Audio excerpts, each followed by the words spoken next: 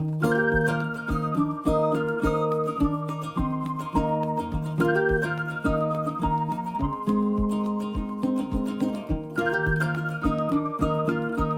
guys, welcome back to my channel. Today I'm going to be talking about baby-led weaning and basically showing you guys how I prepare some of our favorite single ingredient baby-led weaning foods and meal ideas for how you can pair them and put them together. So if you guys aren't familiar with baby-led weaning, basically instead of giving your baby purees and spoon feeding them, you give them properly prepared portions of whatever you are eating and they self-feed. And there are a few reasons that this is really good for babies. First of all, it develops their fine motor skills because they have to like grab and use their pincer grasp for smaller objects and put it in their mouths. Secondly, it helps them to have a better relationship with food. Babies who do baby-led weaning have been shown to have a more diverse palate, be willing to try more different foods, and they're less likely to be picky eaters. And in addition to that, it helps them develop a good relationship with food because they're able to self-regulate. So they eat as much as they want to until they're full and then they stop. And when you're doing purees, which I have also done purees, no shame there, you kind of have to guess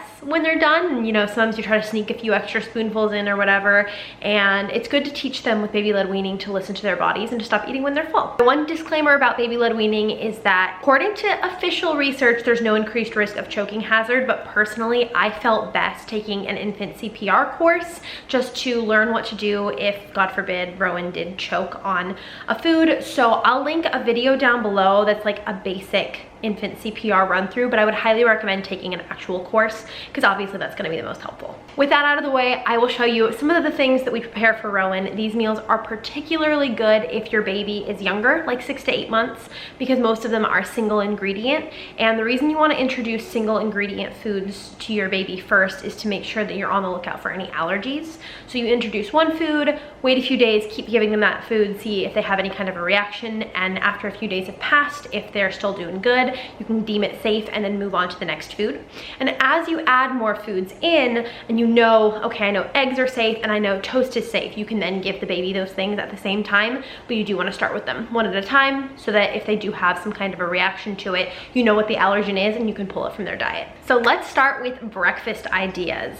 Some of our favorite breakfasts are eggs, toast, and avocado. So I'm going to run through all of those and how we prepare them. Eggs are really easy. You basically just scramble them in a non-stick pan. These are good for babies who are 7 or 8 months old who are starting to practice their pincer grasp, which is where they use their forefinger and thumb to grab things because it's a little bit harder to grab it with their whole palm. So if your baby's a little bit older, this is a really good one, but we did start giving these to Rowan early and just kind of tried to keep them in bigger chunks so he could grab the whole thing and bring it to his mouth. He's not a huge fan of eggs. We keep trying them. It's totally normal for your baby to not like some foods, and if he doesn't want to eat them, he doesn't have to eat them. We never force him to eat anything, but it's good to keep trying and introducing them to him, and some days he'll eat them and some days he doesn't want them so much. Another good one is toast. So starting out, we just gave him plain toast. So we would put it in the oven because we don't actually have a toaster and put it on like 400 degrees for about 3 to 4 minutes until it was lightly toasted. And then I would take some kitchen shears and cut off all of the crust, particularly if we had a bread in the house that was like a nuts and seeds kind of a bread. I would make sure to get all of those off of the edges. We always use whole grain bread because I feel like it's just more nutritious. Then once you have the crusts cut off, you can slice it into finger-sized and shaped pieces. So you want them to be about 4 inches long and 1 to 2 centimeters thick. Once you've figured out that toast is safe for your baby and that they don't have a gluten allergy, you can actually put a little bit of peanut butter on the toast. Our pediatrician personally recommended that we introduce peanut butter to him fairly early because studies show that when you introduce common allergens very early to babies, they don't develop the allergies, I guess. But peanut butter is obviously a high-risk food. If you suspect your baby might be allergic to peanut butter, you'll want to, you know, obviously avoid that or proceed with caution with your doctor's approval. But it is a good way to add a little bit of protein to their breakfast and get them used to the textures. I will say that if you do choose to add peanut butter, you'll want to be extra vigilant about being there for your baby to give them water. We like the Easy Peasy Tiny Cup, which is an open mouth cup, and I just kind of help him guide it to his mouth and slurp out of it. But because peanut butter and toast are very dry, he tends to drink more water when he's having that kind of a meal versus, you know, just having like apples. And the last breakfast food I'm going to cover today is avocado. Avocado is one of the first finger foods we introduced to Rowan, and he absolutely loves it. It's high in healthy fats.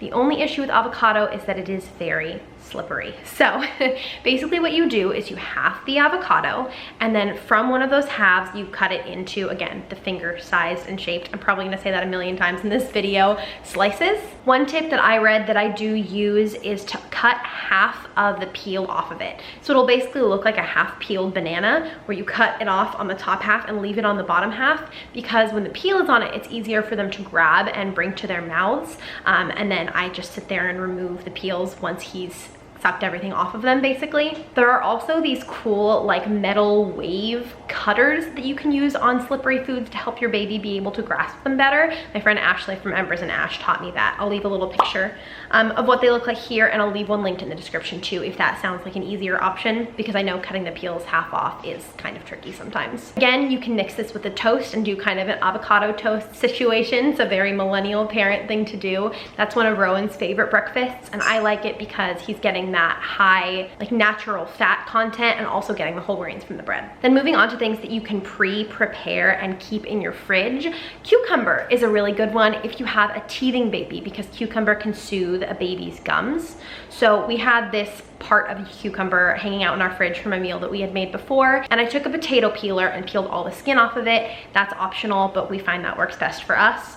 And then I cut it into 4-inch segments, and I halved each segment. And then standing it up, I did like an X cut so that there were 6 total sections, and that just kind of gave us the best size and shape. Because cucumber is like a harder food, they'll probably suck on this more than actually ingesting a bunch of it. They'll get the like smooshy insides but probably leave the harder outsides, and that's totally fine. It's still good to give them that gum relief. Another thing that we make really often that is cut similarly is sweet potato. So in order to make sweet potato, I take my potato and I cut it in half lengthwise. What we're basically doing to this is creating wedges. So whatever order you want to do this in is fine. You can either cut it in half again widthwise and then slice it into wedges just like we did with the cucumber, or you can slice it into wedges first and then cut it into the appropriate length. Either way works. Once that's all cut up, I put it in a bowl and toss it in some plain olive oil. You don't want to add salt or pepper to this. It's just good to not introduce babies to a lot of sodium and help them to like the flavors of food without that added sodium. But you can use like cinnamon if you want to. That can be a fun one to do. This is also a recipe that you can use to make like a little sweet potato side for your family for dinner. So if you want to portion out part for the baby and then part for the family that has salt or cinnamon sugar or whatever you want to put on it, just keep the babies a little bit more plain. Then I put that on a sheet pan. I spread it all out and try to make sure that the skins are facing up and the fleshy part is on the surface of the silicone baking sheet, and I roast that in my oven at 400 degrees for about 20 minutes until it's nice and soft. The goal for these roasted foods is to make them soft enough that with gentle pressure from your thumb and your index finger, you can smush them pretty easily, so that if your baby only has one tooth or no teeth, they can still mash it in their gums. Personally, I like to then peel the skins off of them so that they're just the wedges of the inside of the sweet potato.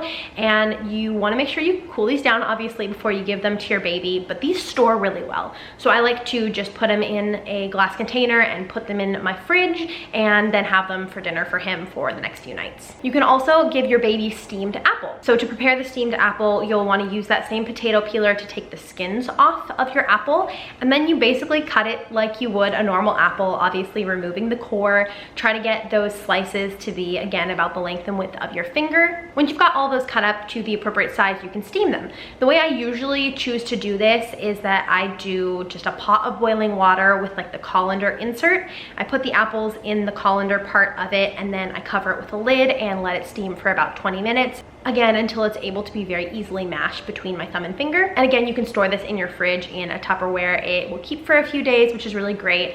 And you can pair this with your toast with peanut butter. You could pair it with some cucumber for like a little lunch situation. And apples are also a good diuretic. So if you've just introduced solids to your baby, you might notice that your baby's a little bit constipated at first, and apples are a good thing to give them for that. In general, the pea foods, which I'll list here, are good for constipation. Peas, pears, peaches, etc. And the seafoods are bad for constipation, so like carrots and all the other things that are listed here. Easier than just trying to list them all off. I'll just put them on the screen for you.